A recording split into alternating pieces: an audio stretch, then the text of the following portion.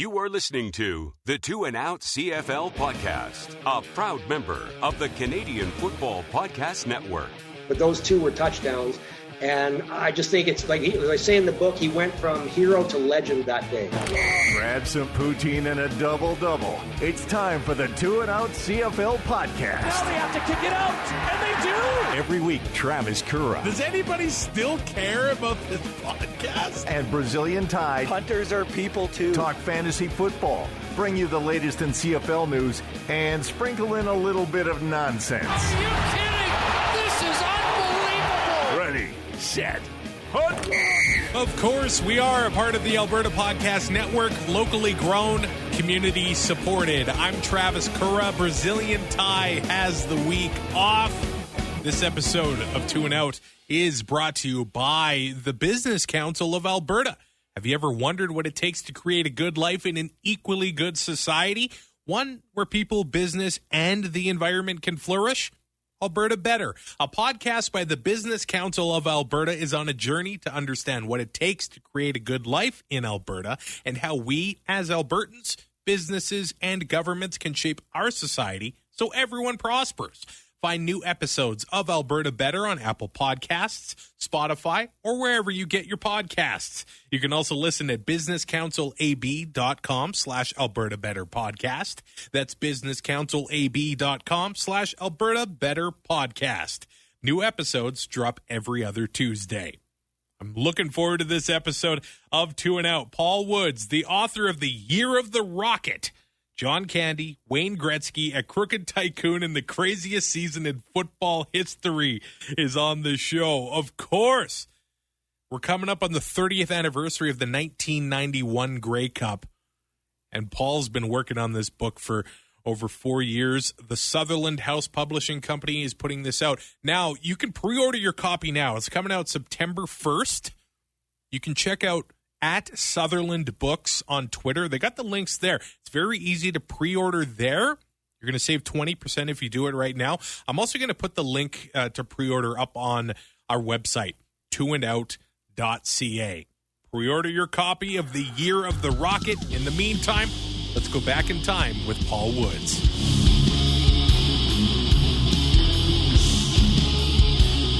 And joining the show now is Paul Woods, a journalist, Canadian football historian, and author of Bouncing Back from National Joke to Grey Cup Champs. Obviously, that was about the Argos of '83, but he's got another book coming out September 1st about the Argos of '91. Thank you so much for joining the show, Paul. Well, thanks for having me, Travis. Nice to be here. I just want to ask you, first of all, what's your relationship with the Canadian Football League? I can tell by your Zoom background that it runs deep. Yeah, I'm surrounded here by 1991 vintage Argo stuff. Just sort of helped me get psyched up for the project. I've been an Argo fan since I was a kid. I became a huge fan in the very first Leo Cahill era, the late 1960s. I became a huge Argo fan. My dad was an Argo fan, and I fell in love with the team about 1968 or so. Became a really serious, dedicated fan in 1977. Not quite sure why, but I just decided if I'm going to be a fan, I'm going to be as diehard and determined and dedicated as possible. So I've been following them very closely ever since. I worked for my whole adult life, starting in 1980 as a journalist, and I got to cover them a little bit, like from time to time. But I was mostly an editor, not a reporter. But I got exposed to them a few times along the way, including some memorable things. I was at the '96 Grey Cup, got to go into the Largo locker room afterwards and interview players. That was a blast. But so I've been following the team very closely. And when I left my most long-term job at Canadian Press in 2011, I had some time on my hands, and I was still feeling pretty young and vigorous. And one day I got the idea, I've always wanted to read a book about the '83 Argonauts, who many of your listeners will know. They broke a 31-year drought. They hadn't won the Grey Cup since '52, and they finally won it in '83. And I was a huge fan. I was a season ticket holder of those early '80s Argos, and I thought somebody's got to write a book about them. No one's ever going to do it, so I'll do it. So I set out to do it. I interviewed, 40, 50 people, put together the story Bouncing Back that you mentioned. And it was a hell of a lot of fun. It was a great fun to sort of do a long form reporting, to really dig deep into a story. And it was a 3-year story arc in that case, really 81 through 83. And so I did it, and the book was very well received. I was very pleased with how it came out. I think it did justice to the story. And so a few years ago, when I left another job, I thought, now's the time to tackle the next project, which is the 91 Argos, which to me is the most incredible season in the history of Argonaut football. They've been around almost 150 years. They'll be 150 years, I think, next year that'll be their 150th year since there was first football played under the name Toronto Argonauts. And 91 is the most crazy, magical, electrifying season of them all. You had John Candy, Wayne Gretzky, Bruce McNall. They outbid the NFL for Rocket Ismail, the coldest Grey Cup of all time, Matt Dunnigan's heroics in the Grey Cup. The stories are endless that year. And so I set about to do it. It took me 4.5 years. It was a lot of work. It was a much deeper and bigger project than the 83 book. More interviews, more than twice as many interviews, and lots more research to do for this. So I started at the beginning of 2017, and now within a couple of weeks, the book's finally going to be out. It's available now for pre-order, but it's going to be on bookshelves on September the 1st. And I hope I did justice to an amazing story. I'd like to think I did. I guess the readers will be the judge of that. But it was a hell of a lot of fun. There's millions of stories from that era. And it was my honor and pleasure to be able to sort of tell it in what I hope is a coherent, entertaining way. Before we really dig into that team, I'm curious, how do you balance, or how has the transition been from fan to covering the league? It's your job, to being a fan, or being both at the same time or at different times. How do you balance all of that? Well, it's a challenge, and I'm in a way, I was always kind of glad that I wasn't a full-time reporter or a full-time sports reporter, because I didn't want to lose the joy of being a fan, right? And so, I mean, I covered the Calgary Stampeders for 2 years, from 86 to 88. I was based in Calgary, and I was a full-time reporter for those 2 years. And one of my jobs for the Canadian press, the wire service, was to cover Stampeders games. So I was up in the press box at McMahon Stadium for all the games those years. And there were a couple of games with the Argos. Obviously, they came to town once a year, and so I had to set aside my fan, take off the fan hat and cover it as a journalist would. But I always secretly was cheering for the Argos to win, right? But I wrote the story based on how the game went. I never forget the game in 86 at McMahon Stadium. I think the Argos gave up 13 sacks. Condredge Holloway just got battered by the Stampeder defense. So that's what I had to write. I mean, it wasn't going to write. It was a great performance by the Argos. It wasn't, right? But I mean, I also had some moments where it was very tempting to sort of break through the wall. My favorite story about that, Travis, is that by 1996, I was a manager in the Canadian Press newsroom. I was the bureau chief for Toronto, but I was also, everybody knew I was a former sports reporter and a big Argo fan. The Argos got to the Grey Cup in '96 in Hamilton, and I was added to the CP coverage team. We back in those days, they would send 4 or 5 reporters to the game. With different assignments. Somebody's going to cover the one team, somebody's going to cover the other team, somebody's going to write the main game story, and so on. And my job was to basically go and write what they called a droomer, a dressing room story about the Argos after the game. So I got to watch the game from the press box, which was a blast. And as we all remember, that was one of the greatest Grey Cups of all time. The snow was coming down, and it was 43-37 final score. It was the crazy catch by Eddie Brown, and Gizmo had a punt return touchdown, and there were just so many amazing moments. There was the famous non-fumble or fumble by Flutie, depending on whose side you're on.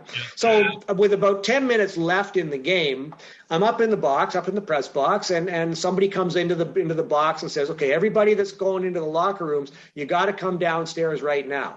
And so a bunch of journalists, including me, we all sort of trooped down the stands at Ivor Wynne Stadium, down the stairs, and so we actually got to watch the last 8 to 10 minutes of the game from the sideline, which was really cool. I mean, the snow was just pouring down, and by then the Mounties are there with the Grey Cup in hand, and it's just like a magical Canadian moment, right? And I'm down in I guess it would be the southeast corner of Iverwin Stadium, standing there, which is near where the Argos locker room door was. And that was sort of my position to watch the last part of the game. And the game was still tight, and I was watching from my vantage point. Danny McManus threw an interception. The ball was picked off by Adrian Smith of the Argos, and he raced into the end zone for the touchdown that essentially gave the Argos it clinched the game for them. The Eskimos scored a later touchdown to make it a 6-point game, but that gave the Argos a 13-point lead. And when Adrian Smith caught that pass and came down to the end zone, he landed in the end zone right in front of me, and he was immediately piled on by 11 members of the Argonauts with joy. And I was like 5 feet away, and I was so tempted to jump on that pile, but that would have been violating every code of journalism. So I had to stand there and watch it and just think to myself, this is pretty goddamn cool. It almost seems like the CFL, more like any other league, it's almost like the people that cover it, it means just as much to them because they started as fans, and it's pretty hard to hide, I think. Well, it is. And so, there were times, the odd time when I was in the box and having to cover it, like that Grey Cup in '96. I mean, I wasn't cheering, right? There's no cheering in the press box. And I was watching the game, and it was an amazing game. I also happened to be in the press box helping the Canadian press coverage team in the '87 Grey Cup in Vancouver, the Edmonton-Toronto game that was won on that last second field goal by Jerry Corrick. And I actually consider that the greatest Grey Cup of all time. A lot of people rate the 89 game as the best. I think the 87 game was better. I mean, the lead changed hands 4 or 5 times in the fourth quarter. You had gigantic plays from Gizmo Williams and Gilda Thrill Fennerty and Doug Tank Landry, and it was just an amazing back and forth game. Damon Allen came off the bench to replace Matt Dunnigan after Dunnigan got hurt and led the Eskimos to victory. And I'll never forget the thrill of being in that stadium. I mean, just like every one of the 60,000 fans that was there, I was thrilled to be there, to be part of it. And obviously, I mean, I had to sort of watch it and marvel at it quietly in the box. I'm not cheering, but I'm thinking to myself, yes, when Guild scores a 75-yard touchdown, right? But and then I actually had to go into the Eskimo locker room for that game, and I got to see Gizmo. Steve Armitage was the CBC guy in the room, and back in those days, CBC had those gaudy orange blazers, and Gizmo insisted on Armitage giving him the orange blazer. And he put it on. There was a live interview with Gizmo wearing the CBC orange blazer, and I'm right in the background, with my mic, with my tape recorder, capturing that as part of my job, right? So you're right. It's a lot of fun. People love the league. I certainly have loved it for more than 50 years now, and it's been a lot of fun to follow it. Ups and downs. Every team has ups and downs. My team certainly has downs as well as ups. We go years without having a record better than 500, but every time we get to the Grey Cup, we win. So that's pretty good, right? How have you felt having the league back after a long, long time away? It's. I have to say, I'm really enjoying it. I wasn't sure what to think of it, and the only game I've watched from start to finish was the Toronto-Calgary game, and I thought it was a tremendous game. It was even a tremendous production by TSN. I thought I've been kind of critical of TSN at times over recent years about sort of mailing it in, but I thought they did a great job on that broadcast. And it's been fun. It felt good. I mean, it's amazing to think it was 630 days or whatever it was since the last time I saw the Argos play, and we were just coming off the high of the Olympics and watching all those great performances by Canadians, and it was just the right time for football to come back. Just needed to go transition right from the Olympics into football's back, and it feels like it jumped right back. I mean, there were some hiccups for a few of the teams and players in the first weekend, and we're probably gonna see some injuries since nobody had preseason games and all that stuff. But yeah, it's a blast to have it back, and I'm feeling pretty good about the Argos after what I saw the other night. I mean, I'm a big McLeod Bethel Thompson fan anyway. I've been a fan since early in the 2019 season, but I think they look like a pretty solid team, and I was impressed with the coaching that Dinwiddie did. I'm thinking this is going to be a fun year. Let's kind of dig into those Argos from 30 years ago. I'll be completely honest with you. My 4th birthday was a few weeks after the 1991 Grey Cup, but I watched that game in its entirety for the first time over the weekend right before talking to you. And it's a bizarre Grey Cup. And we'll get to that. But can you kind of paint the picture, or maybe the financial picture, of where the CFL was in, we'll say, even February of 1991 when Bruce McNall, bought the team? Yeah, the league was struggling. I mean, it had been struggling for about a decade in some ways. Not every team was struggling for a decade, but there were warning signs going back to 81 when the Alouettes, with Nelson Scalabrini as the owner, had gone crazy on a buying spree. They brought in Vince Ferragamo from the NFL and White Shoes Johnson and James Scott, and they outbid the NFL for a couple of first-round draft picks. And thought they were going to, turn this into this massive deal. And instead they fell on their faces. They finished 3-13, and Ferragamo was a complete bust. He couldn't figure out it. There was always a 12th man on the field, and he could never figure out what to do with that extra defensive back. And he was getting picked off all the time. And then it got so bad that Montreal had gone from like the highs of the late 70s when the Olympic Stadium was built. Olympics were 76, and the Alouettes moved into there in 76 and into 77. They had a game against Toronto in the 77 season, 69,000 people at a regular season game, still the highest attendance ever. And just 4 years later, attendance dropped off so badly that by 82, the Alouettes were gone and replaced by the Concords. And they limped along for a few years. They came back. If I recall correctly, I can't remember if they came back as the Alouettes in 86 or they were going to come back as the Alouettes in 87. And then they folded on the eve of the season. Like literally the night before the season was supposed to start, Winnipeg was supposed to start the season in Montreal. And the night before it was announced the Alouettes are gone. And Winnipeg, you're playing in Toronto instead. And so 87 was the beginning of a pretty dark period for the league. Actually, you can go back to 85. The Stampeders almost went out of business in 85. It was only a Save Our Stamps, an SOS campaign in the city of Calgary that kept the Stampeders alive.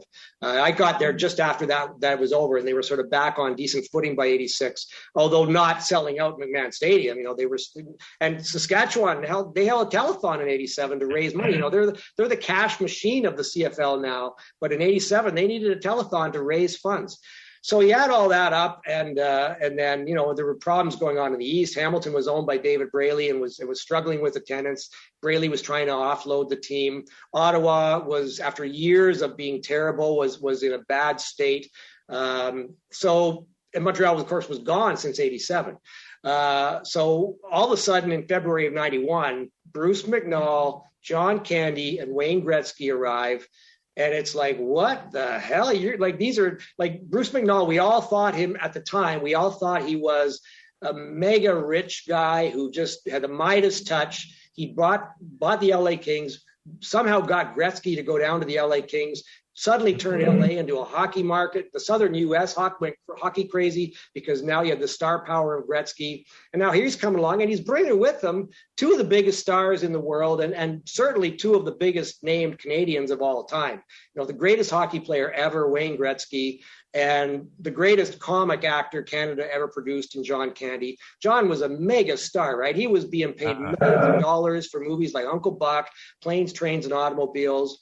And those guys suddenly arrived and they own the Argos. They're like, wow, this is going to be fantastic, right? And so that's the way it looked. But meanwhile, the problems with the league were still going on. Ottawa Rough Riders, the Argos' first game in 91 was played in Ottawa against the Rough Riders. 4 weeks later, the Ottawa Rough Riders declared bankruptcy, right? The McNall, Gretzky, and Candy are here, and the Rough Riders are going bankrupt. That was sort of the context of the league at the time.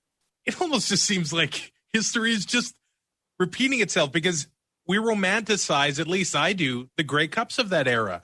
You mentioned the 89 Grey Cup, the 87 Grey Cup. How can a league that exciting with pinball, Gizmo, soon to be the Rocket, be in such financial peril? But here we have classic Grey Cups. I think of Henry Burris winning it for Ottawa in Toronto. And just a few years later, and I know there is a pandemic, but the league is still financially struggling. It's just like history just repeats and repeats and repeats with the league. Yeah, I mean, there's lots of reasons why it's had a hard time kind of getting firmly established as a viable presence in every market, and we can certainly talk about that stuff. But I will tell you one little anecdote because it touches on the point you just made. I didn't hear this directly, but the person who told me the story is a very good friend of mine, also a journalist who worked for Canadian Press at the time. And he told me that after the 87 Grey Cup ended, and as I said, I think that was the greatest Grey Cup of all time. Mm-hmm. He had to go down to the locker rooms, and he happened to be in the elevator going down with Doug Mitchell, who was the president of the the commissioner of the Canadian Football League.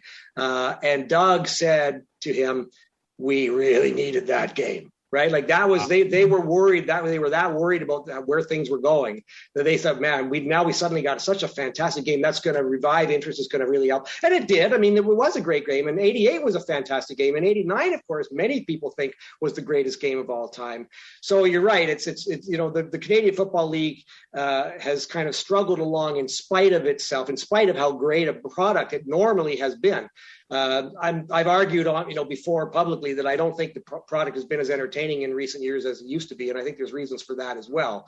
Some of them are fixable, some of them would be a little trickier to fix, but it's still an entertaining product. It's football. It's the second best brand of football in the world, or certainly it's the second biggest football league in the world, and in many people's eyes, it's more entertaining than American football. I think that gap has been closed completely, and it's possibly been surpassed, unfortunately, in recent years, as I said, for many reasons that we could talk about if you'd like. But yeah, it's still got some struggles, and the odd thing is now we're struggling in the big markets, right? It's struggling in Toronto, Montreal, and Vancouver, particularly Toronto. Whereas back in '91, 30 years ago, like Toronto was seen as the salvation of the league. Bringing in those three guys and the excitement that generated was seen as, okay, we've now finally turned ourselves into a big deal. And for that year, at least, it was a really big deal. It was as big a deal as it's ever been. When they signed Rocket Ismail in April of '91, it was on the front page of the New York Times and USA Today. And they completely blew ESPN's coverage of the NFL draft to smithereens because ESPN opened the coverage announcing the guy that was going to be the number one pick has gone to Canada. Like it's, what are you going to do about that? Your star attraction is no longer on. He's off the board already. Well, there's so many things just from watching that 91 Grey Cup and talking about the Rocket that how could they ever happen now? He was making $4.5 million. The salary cap now is just over 5.3, just to put that into perspective. So it was a massive deal in April of 91. He was going to be there for 4 years. Now, as an Argo fan, or he at least covered the team at that time, did it look like he was worth the cash? Well, he certainly in year one, in 91, he was a phenomenal player. He developed by the end of the 91 season. I think he was the best receiver in Canadian football. And he had not really been much of a receiver in college. He'd been a kick returner primarily. He caught some passes for Notre Dame, and he ran from some plays from scrimmage for Notre Dame, but he was essentially a weapon on kick returns. So he had to learn how to become a pass receiver. And in Canadian football, of course, passing is 75% of the game. But by the end of the year, he was a dominant receiver. And by the end of the year, in a really important late season game against Calgary, he uncorked his first punt return touchdown to win the game with like 2 minutes left. In the Eastern Final, his punt return touchdown gave the Argos an insurmountable lead in the first quarter, right? They were up 22-0 in the first quarter, and the touchdown that made it 22-0 was his amazing punt return. And then, of course, in the Grey Cup, he had the most famous kickoff return in Canadian football history, the one in 10 minutes left in the fourth quarter, a 1-point game, breaks it open with an incredible kickoff return, showed his unbelievable speed. I believe he's the fastest player that we've ever seen in Canada, ever. So he was worth it on the field. The trouble was they weren't paying him $4.5 million to be the best player in the league. They're paying him $4.5 million to be the Wayne Gretzky of the Argonauts and the Wayne Gretzky of Canadian football, meaning to sell it to make this a much bigger business venture. And he was not suited for that role, unfortunately. He was a quiet, shy young man who wanted to stay in the background. So they didn't get what they paid for off the field. And that's really why they paid him. I mean, they paid him more money than any player in any form of gridiron football had ever been paid. He made more money than Joe Montana was making. He was making 150% of the rest of his teammates combined. Their salary cap was $3 million, and he's making $4.5 So to earn that money, he needed to help the Argos become a massive business and Canadian football to be a business on the upswing. And that was asking a hell of a lot of a 21-year-old kid from a small town in Pennsylvania who had been pretty protected when he was at Notre Dame, and who really, as I say, he was shy. He was quiet and shy and very good teammate, but very deferential to his teammates. He would tell reporters, go talk to Pinball, talk to Matt, talk to Chris Gaines. Those guys are the guys you should be talking to. Well, McNall needed him to talk to the reporters every day. And that wore him down too, right? So it was tough. And then by year 2, everything had gone sour for him and for the team. And by the end of the year, the second year, he wanted out and they wanted him out. But that we're getting ahead of ourselves there, right? Maybe we'll get back to that later. So he was liked among his teammates. I read a little blip today that he no-showed a meet the players breakfast during Grey Cup week. Was he popular in the locker room? He was. I interviewed virtually every player on that team who's still alive, as well as Chris Schultz, who fortunately got to interview him before he died. But I asked everybody, what did you think of Rocket? And no one had a bad word to say about him as a teammate. Some of them, they realized he wasn't living up to what he was being paid for off the field. And some of them were pretty blunt and candid and truthful about that. But they liked him as a teammate. He was a popular teammate. I mean, he had his quirks. He, as anybody who reads the book will find out, the guy could fall asleep on a dime. Like, he closed his eyes, he's asleep. He slept through team meetings. He missed team meetings sometimes because of being asleep. He slept through that Grey Cup media breakfast. And so they had to indulge it a little bit. And there may have been a wee bit of resentment at times, but I had some players say to me that they told their teammates, listen, this guy is our ticket to success and popularity. And, if that's the price we have to pay, that he misses a team meeting or he misses a breakfast, get on board, because he's going to put money in all of our pockets. That's what they thought would happen. And it worked like that to a certain extent for a little while, but it didn't long term. They couldn't, not everybody was going to be making, obviously no one was going to be making the kind of money he was making. And it didn't result in raises for everybody. But if it had worked the way the brass intended it to work, it probably would have raised everybody's salary in the whole league, right? If it had built interest and sold more tickets and got TV rights sold in the U.S. the way McNall envisaged, then it would have actually given everybody more money, and it would have been a successful venture. It's hard for me, and I know it is the year of the Rocket, but it's hard for me to ignore Matt Dunnigan. And I look at the 1990 team that they lost in the East Final to Winnipeg, and I just looked at the offense, and 1 month in particular, September of 1990, they had a game. Put up 68. They put up 70 in another one. They put up 60. Like, these are insane numbers. It's video game numbers. They averaged 57 points a game in a 5-week span, and a lot of that was with their second string quarterback, who wasn't even with them in camp. I mean, they started the year with Matt Dunnigan, and his backup was John Congemi, and then Dunnigan got hurt early. And then Congemi got hurt, and they went down to Tom Porras, and he was bad. And then they brought in Ricky Foggy off the practice roster of the BC Lions. The Lions were trying to convert him to a slot back. And you give the Lions credit for being sensible. They had Doug Flutie that year. They figured out Doug Flutie's going to be a great quarterback. We can convert Ricky to slot back. Mike McCarthy calls him up and says, hey, you want to come to the Argos? We're going to put you in a quarterback. And then Dunnigan kept getting hurt. Foggy was unbelievable in 1990. I mean, that offense, I say in the book, I mean, obviously the 1990 part of the book it's part of the lead up to 91. There's a couple of chapters about what led into 91. And I make the point that I believe the 1990 Argonauts were the greatest offensive machine Canadian football has ever seen. It was, Adam Rita's offense. Don Matthews was the head coach. Rita was the offensive coordinator. Dunnigan was pulling the trigger, but when he wasn't there, Foggy was pulling the trigger. They had Pinball Clemens had an unbelievable season as the most outstanding player, 3,300 all-purpose yards. Darrell K. Smith, 20 touchdown receptions, 1,800 yards receiving.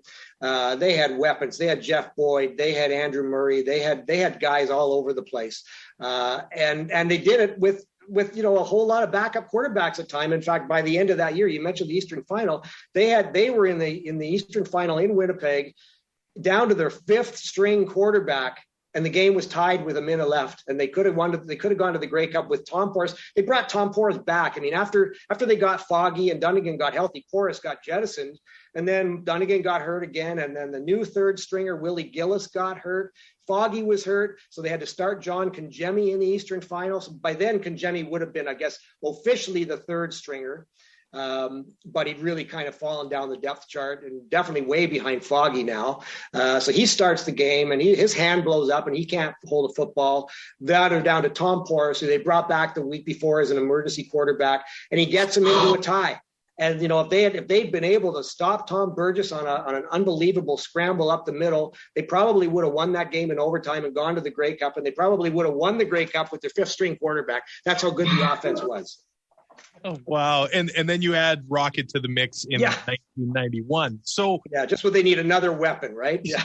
Yeah, no kidding. Now, Paul, I want to ask you about the perception of that Argo team across Canada in 1991, but I got to let you know that Two and Out today is brought to you by Bessie Box, delivering healthy, naturally raised meat and seafood right to your door. Bessie is a small team in Alberta that delivers local food straight from the farm to you. Choose from Alberta grass-fed and finished ground beef to sustainable Atlantic salmon from BC. You can order on your schedule, whether it's a one-time order or a regular subscription to your favorite Bessie box. All conveniently flash frozen and portioned, so you always have healthy meat and seafood ready to cook up a storm. Go to BessieBox.com to order yours now. Plus, Alberta Podcast Network listeners can use the promotion code APN10 to save 10% off your first order. Saving 10% on healthy local meat? I mean, come on. Doesn't get much better than that. That's code APN10. Enter it on checkout at BessieBox.com to save 10% off your first order. Back with Paul Woods, the author of The Year of the Rocket, coming out September 1st. I got to ask you, the 91 Argos, were they the villains of the CFL that year? Because I go back and I watched that broadcast, and it was clear that crowd was cheering for Wally Buono, Danny Barrett, and the Calgary Stampeders. Yeah, I don't think there's ever been a Grey Cup where the crowd was so heavily one-sided. I mean, you know, I was at the 2012 Grey Cup in Toronto and the 100th Grey Cup, and the Argos were in it. So, of course, it was a very happy Toronto crowd. But there were still tons of fans cheering against the Argos there. In Calgary, or in Winnipeg, rather, in 1991, I don't think there were more than maybe 1,000 fans cheering for the Argos out of 51,000 people. But so they were the villains. It was interesting, though. And it's funny. And I get into this in the book that, you know, when they went on the road that year, it was like the circus comes to town, right? It's because Candy was on the road with every game, and, you know, Gretzky was occasionally there, but usually always Candy was there. And of course the Rockets come into town, and Dunnigan and Pinball and all these guys. And so every team drew more crowd for the Argos than they did for any of the other games. And they were perceived outside of Toronto as the fat cats from Toronto who are screwing up the league's financial structure. We hate them. We hate them. We hate them. Oh, look, there's John Candy. And the place goes crazy, right? They look, because John would come onto the field and the place went bananas. John was the most popular guy in the world, I think, and certainly the most popular guy in Canadian football. So they were the villains, but they had some redeeming qualities, and John was one of them. And obviously Pinball. I mean, who could hate Pinball Clemens, right? But yeah, people were mad at them. They didn't like the fact that they were trying to buy the Grey Cup, and you know, you give a guy $4.5 million, you're screwing up the salary structure and all that stuff. And I mean, around the league, the players were jealous, right? Because McNall treated them well that first year. They all got these really nice jackets, you know, $350 Melton and leather Roots jackets, customized with their name and number. And you know, that at the same time that was going on, Robert Mims was the star running back for the Winnipeg Blue Bombers. He couldn't get a pair of socks from his equipment manager. He had to go across the street to Eaton's and buy a pair of socks before a practice. Like, so, and the Bombers, you know, they had to buy, you could only get a soft drink in the locker room if they put money and coins into a machine. And the Argos had these beautiful jackets. And one day, you know, John Candy would say to the guys, like, what can I do to make things good for you? And Dan Ferroni kind of offhandedly said, well, we'd love cappuccinos in the locker room. The next day there's a cappuccino machine in the locker room, right? Like, so they were getting treated well. Somebody told me a quote that, like, we were hearing that in Toronto, money was just spilling out of the bathtub. So the players wanted to take them down a peg for sure, and the fans as well. But they were also real happy to have John Candy coming up into the stands and signing footballs and going around around the field in Edmonton on that little fire truck that goes around when the Eskimos scored. John was on there throwing footballs into the crowd, right? And people were loving it. So I'd love to talk about the Grey Cup and everything surrounding it, because on the broadcast, they weren't hiding the fact that there was a lot of hesitancy about holding a Grey Cup in Winnipeg, whether it be the weather or just the amenities itself. Was there a concern of having the big national celebration there? Well, it's interesting. This takes a story back a couple of years. So in late '88, the Argonauts were bought by a guy named Harry Ornest. He was an Edmontonian by birth who'd grown up, made his fortune on vending machines back when vending machines were a new thing. He ended up living in Beverly Hills. He ended up owning the St. Louis Blues for 3 years. He always loved sports. He wanted to be an athlete himself. He got a tryout with the Brooklyn Dodgers when he was a kid, and he actually served as a linesman in 6 or 8 NHL games back in the late 40s. But he didn't have a path to being a referee, so he gave that dream up. So he bought the Argos from Carling O'Keefe Brewery in late '88. And one of the first things he did was he tried to overturn the decision to play the Grey Cup in Winnipeg in '91, because of course by '89 you had BC Place, which was a covered dome stadium that had already staged some Grey Cups, and now you had Sky Dome opened in '89, right? And it was a retractable roof, seated 54,000 for football. And according to Harry, why on earth would we ever play a Grey Cup in cold weather when we've got these two fantastic buildings that can get giant crowds? So he tried to work behind the scenes to get the governors to change their minds after they'd already awarded the Grey Cup to Winnipeg, and he failed because, frankly, there was some resentment of this interloper coming in from outside, and a lot of people around the league liked Cal Murphy and liked some of the Bomber executives, and so in the end they left it in there. And but yeah, it was a gamble. It was obviously it's a small city. It's a good sized city, but it's a small by standards of Toronto and Vancouver and Montreal. The stadium at that time, Old Winnipeg Stadium, seated 33,000, but they put in 19,000 temporary bleachers to get it up to 51 for the game. And so there were a lot of people that thought, like, why are you moving it to a small city? This has got to be a big city spectacle. And as it turned out, the Winnipeg Grey Cup set the CFL on a different course. It was an enormous success financially, and it was an enormous success artistically, despite the incredible cold.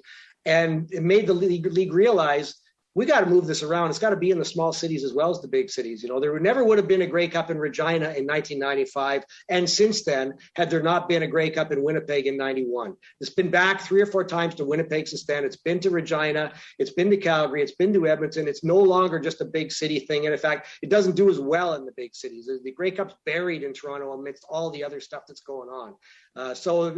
Inadvertently, the league found out one of the keys to success is to have the thing in smaller places. And it was all because of Cal Murphy's vision, basically, to get it into his city. Now, it was super cold as well, right? And it was, I think, the coldest Grey Cup of all time. Some people have told me they thought that the 84 game in Edmonton might have been colder. And a few people will tell you the 75 game in Calgary might have been colder. But it was friggin' cold in Winnipeg in 91. And Don Whitman on the CBC broadcast, you would have heard, Travis, he kept talking about how cold it was. And I was told that from people living in Winnipeg were screaming at their TV, shut up, Don, because he's from Winnipeg himself, right? And, like, why are you talking so much about the friggin' cold, Whitman? But he was telling the truth. He was being a journalist. He was reporting on what was happening. But it was cold, man. It was minus 18. They recorded wind chill differently in those days. They recorded it by watts, but it was essentially the equivalent to a wind chill of like minus 30, which is really friggin' cold, and on a rock hard artificial turf surface. It looked like they might as well have been playing on the sidewalk. Yeah, I mean, I've never seen that. Like, you see to me, it feels like Grey Cup playoffs when you see the breath coming off the players, and I've never seen it like that. And they were clearly struggling with it. The offense is outside of, a nice sequence in the fourth quarter and the pick 6 in the first quarter. Not really much went on, despite, the 36-21 final. Well, it's funny. I mean, the Argos actually were just terrible on offense. They had I think 9, either 7, or I think it's 7 first downs. They tied the record for the fewest first downs by a team in the Grey Cup. They only had 171 yards, I think, of offense. Calgary moved the ball up and down the field pretty effectively. Danny Barrett threw 56 passes, completed more than 30. They ended up with 400 and some odd yards of offense, but they couldn't get it into the end zone. The Argo defense, there was a classic bend but don't break thing, and they were very opportunistic. The Argos had 3 interceptions. Barrett, I think, had only thrown, I believe, I can't remember if it was either 3 or 5 interceptions all year long. He was the most accurate passer in the league that year. His first pass was a pick 6, and he threw 2 more interceptions later in the game that were really at important times. So that was that game. The Argos won the game on defense and special teams. It wasn't the offense. Although Matt Dunning's heroics, I mean, even though he didn't put up a lot of yards, his heroism, I think, is the greatest performance by an individual in a Grey Cup ever. I was going to ask you about that. It said that he broke his collarbone in 2 places in the East Final, and he's playing the next week. We will never see that again. Well, and you got to remember, I mean, he had come back. He'd been injured 3. That was his 3rd injury of the season. He'd sat out twice that year. He'd separated his shoulder with about, I think, 7 weeks left in the season out in a game in Calgary. And it was a throwing shoulder. And he finally got back in time to play part of the last regular season game. And then he started the Eastern Final because he was the man. And he was off to a good start, and then he broke the collarbone in 2 places, and so he's spent the entire week in a sling, never threw a pass during practice, and he played the Grey Cup, his numbers are not great, but he threw the ball deep 10 times. He completed 2 deep touchdown passes. And he ran for 45 yards, and he was running straight into the defenders. I mean, that was Matt, right? He played like a linebacker. He wasn't good. The fact that you watch him, and you just watched that broadcast, that you watch closely, anybody would see his right arm was hanging there. Like it didn't look like he could even lift it. And he somehow found Darrell K. Smith for a long touchdown pass early in the second half, and then another one to Paul Mazzotti right after Rocket scored the kick return touchdown. So it went from a 1-point game to a 15-point game in a span of 45 seconds. Unbelievable heroism from the guy who had played in 3 Grey Cups previously. 2 of them his team had lost.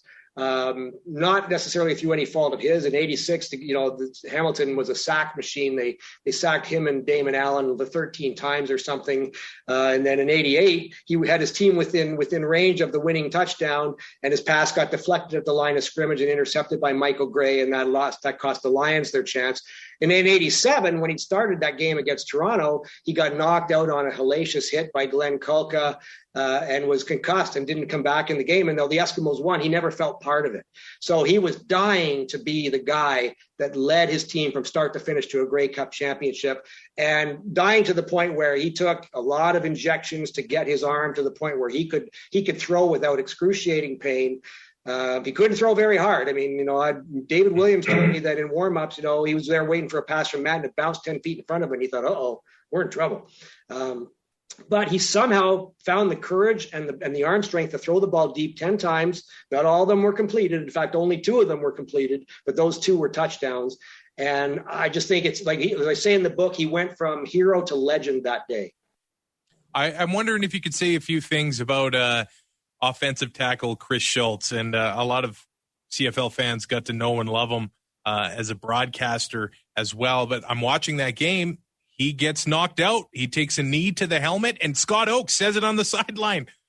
Chris Schultz is going to be on the sideline until he regains his senses. Yeah, that would never happen in 2020. Yeah, you're absolutely right. And I was fortunate to interview Chris. He was one of I think he might have been the first or second player I actually interviewed for the book. And I spoke to him 3 different times. And he, as we all know from watching him on TSN, a very analytical, insightful individual. And he would be the first to say, like, that should never have been allowed. Nowadays, of course, it never would be allowed. I mean, they even used, he got his bell rung, like it's kind of sickening to watch it. And in fact, if you watch that game, like you see he's lying there on dazed. His eyes are glassy, and Dunnigan bends over and says, Schultze, and they actually had wired up Dunnigan with a microphone for this film that the Argos were producing. And he's talking to Schultze, and Schultze was like not responsive. And I got told some things about, they were asking him questions on the sidelines, like, what, actually, I'm thinking I'm confusing with a story about when Rocket got concussed in Calgary, but for sure they had to make sure Schultze was well enough to go back in. But in today's football, it's not even a question. He's in the locker room and he's done for the day. You don't get knocked senseless like that and come back and play. He got back into that game. He sat out maybe 3 or 4 series, and then he was back in there, and he was part of it. And by the way, I mean, as I said, he was an incredibly insightful person to interview, not only about that, but about everything. He told me some amazing stories about that team and about his teammates and about the league. I was so grateful that I got to talk to him. And as everybody else was, I was so stunned and sad that he passed away way too young this past year. And also, that game, you have to mention the kick return.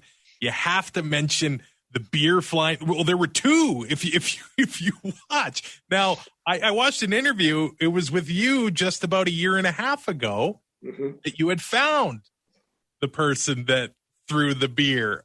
Do they regret it? Do you reveal their identity in the book? Yeah, I don't reveal his identity. I've got to say, I mean, I always preface this by saying that there's no way to corroborate the story. So there's no way to prove with certainty that it was this individual. But I believe this is the guy that threw the can. Based on all the information that I accumulated through quite a bit of reporting into this, I believe this individual did it. What I say in the book and what I said in the story, a version of the chapter of the book is already online. I published it back in 2019 to sort of get people's appetites whetted. He's living out in Western Canada, and he's in his mid-50s, and he does regret it. Like he acknowledges that it was a pretty silly, stupid thing to do. But he gave me a very good explanation. He says, like he's part of a group of guys that used to go to Bombers games dressed in their underwear, and they used to smuggle beers into the stadium. Even though you could buy beers by then, they would smuggle their own beers into the stadium. And he was there, wearing a bra, and he had a beer in his bra, and he'd been drinking. Obviously, he had a few pops that day, and Rocket's coming up the sideline right towards him, and in a span of a millisecond, he's thinking, they're buying the Grey Cup, they're ruining the league. I got a half-frozen can of beer in my bra. I'm gonna throw it.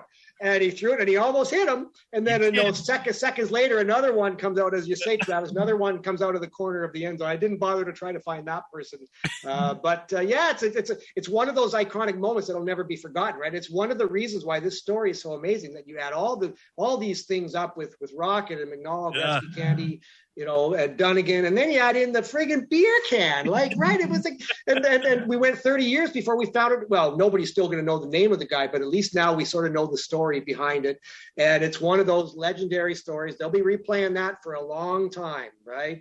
It just added to the hoopla. It's Rocket. It's the guy that got all the money. He scores the biggest touchdown at the most important time, an incredible burst of speed, and then here comes this white projectile out of the stands. Don Whitman thought it was a snowball because, of course, TV was low def back in those days, but it was spinning. The snowballs don't spin in foam, right? So it was a can of OV.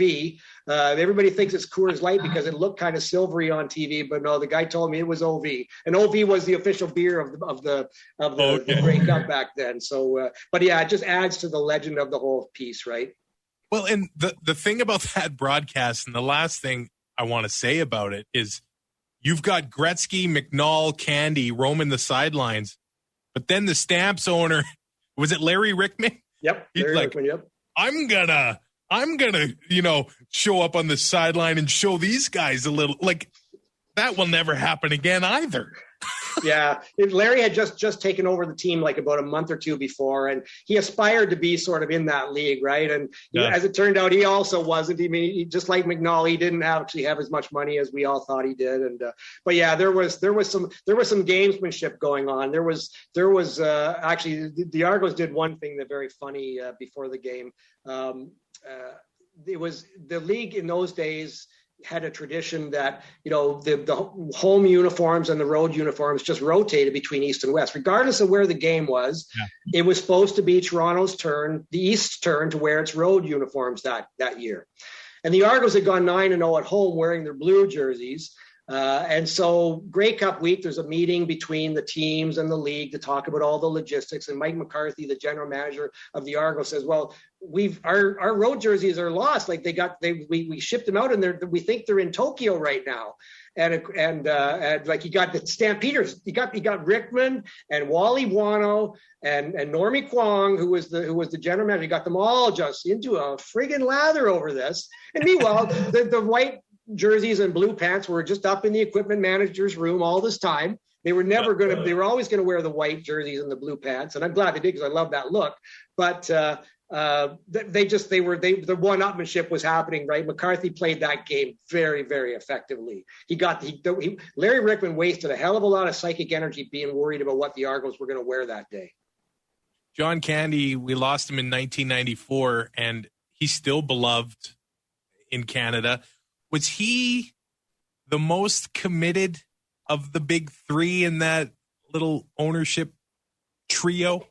Oh yeah, no question. I mean, John, like the Argos have been around for 150 years almost. They were owned for the first 85 years by the Argonaut Rowing Club, so it wasn't a traditional owner in the sense that we think of as owners now. But John Candy by far was the one owner in the history of the Argonauts that actually loved the Argonauts. He loved the team. He grew up as an Argo fan. He went to games at Exhibition Stadium. He thought he was going to play for the Argos. He was an offensive lineman at Neil McNeil High School and believed he was going to be an Argo if he hadn't blown out his knee. He was all in. He was out on every game that year, on the road or at home. He would go to a city before the Argos got there and drum up interest by going on every radio station at 5 o'clock in the morning. Buy tickets so we can get the blackout lifted. Come on, people, get out here and watch this.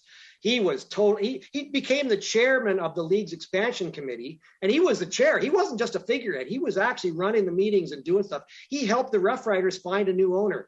For better or worse, he helped them bring Larry Rickman in as the Calgary Stampeders owner. I mean, John was determined he was going to help this entire league become successful. Yeah, and McNall was in it for other reasons. McNall's long-term goal was he wanted an NFL franchise in Toronto, but he also thought even if that didn't happen, there's a good chance I can take this undervalued property and turn it into a very successful venture. Gretzky was just along for the ride, basically. I mean, he'd been in business with McNall really since '88 when Gretzky was obtained by McNall from the Oilers, but they had become business partners. They bought the Honus Wagner baseball card for $500,000, the highest amount ever paid for a sports card back then. They owned racehorses together that raced in big races.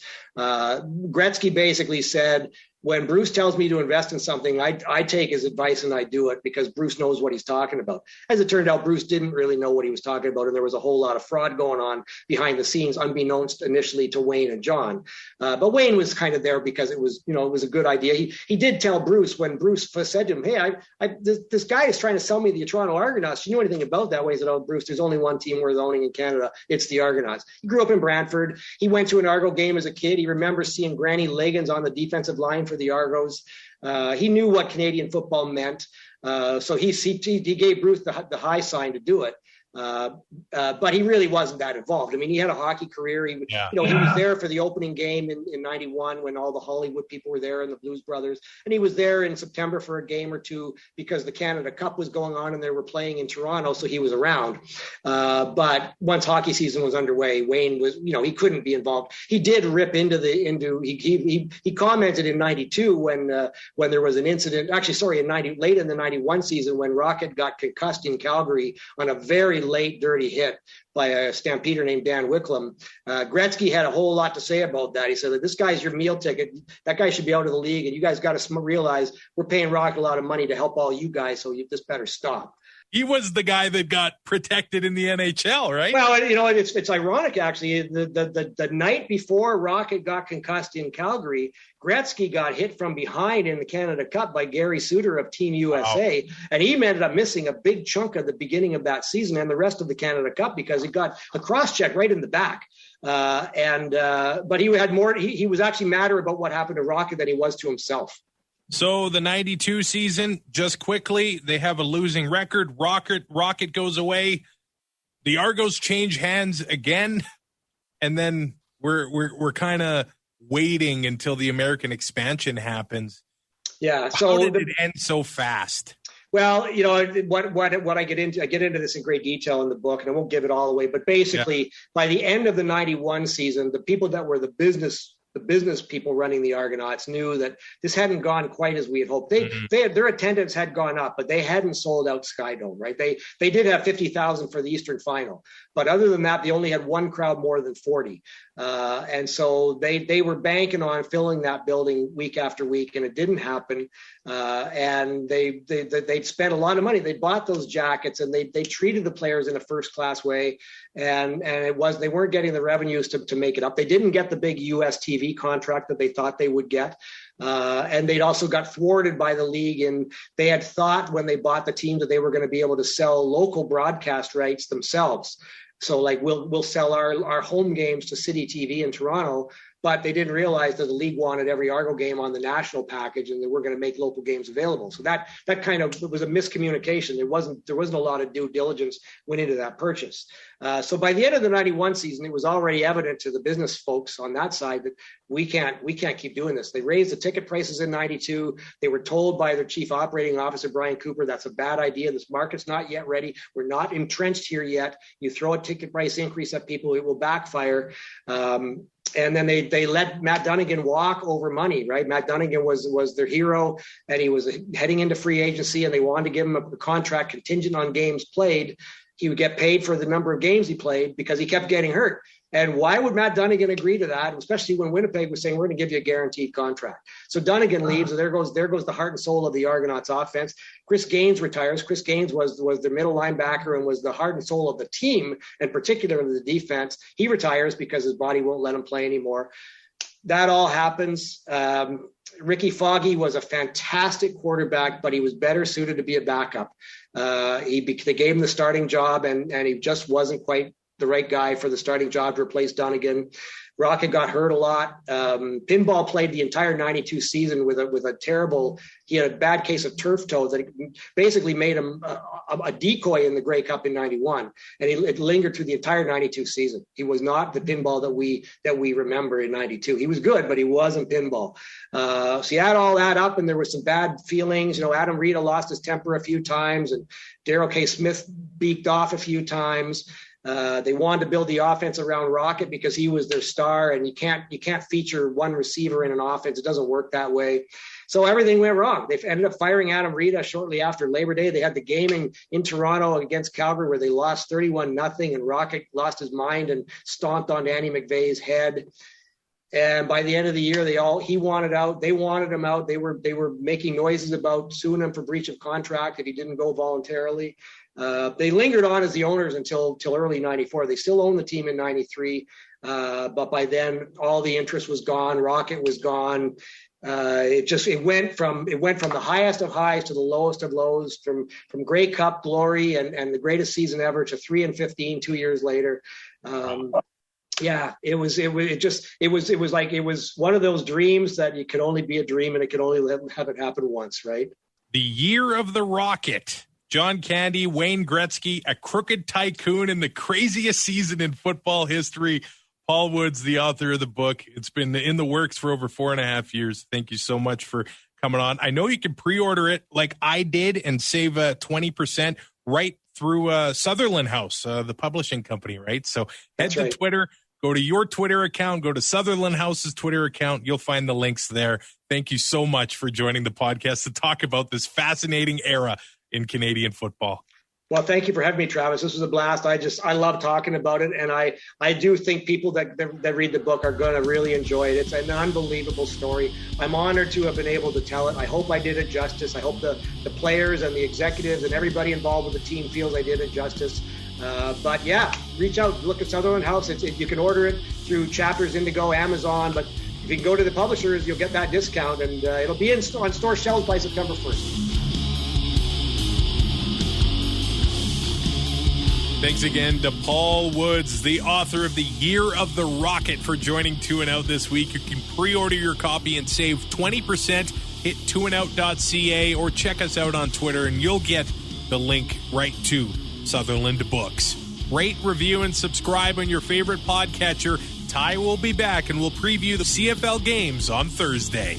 Thanks for listening. Find more great shows like this at CF Pod Network on Twitter.